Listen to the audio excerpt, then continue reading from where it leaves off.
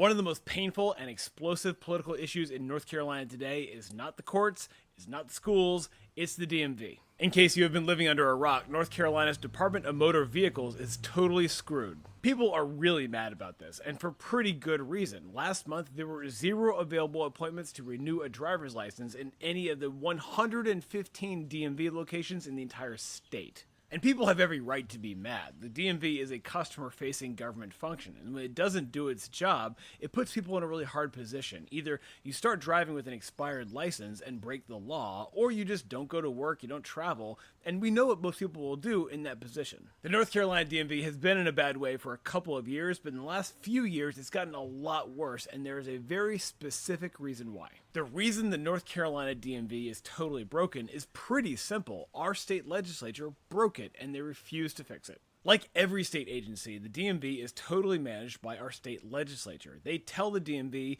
who they can hire, what they can pay, what those people can do, everything. Every year or so, a bunch of state lawmakers act out this elaborate performance of concern about the DMV, but here's the problem. They are completely at fault. This dude says he wants the DMV to work more like Great Clips. While North Carolina as a whole has grown by about 30% in the last 20 years, our state legislature has allowed the DMV to hire a total of 0 new staff. In fact, the state legislature sets a cap for the total number of employees the DMV is allowed to hire at all. That number is 568 and has not changed since 2003. But the DMV can't even hire that many people. They currently have a staff vacancy rate of 11%, and that's actually an improvement from a couple of years ago when they had a 30% staff vacancy rate. So there's a huge number of jobs that they just can't fill. Because, big shocker here, the pay sucks. Just a few years ago, the state legislature also forced the DMV to relocate its old headquarters from Raleigh out to Rocky Mount.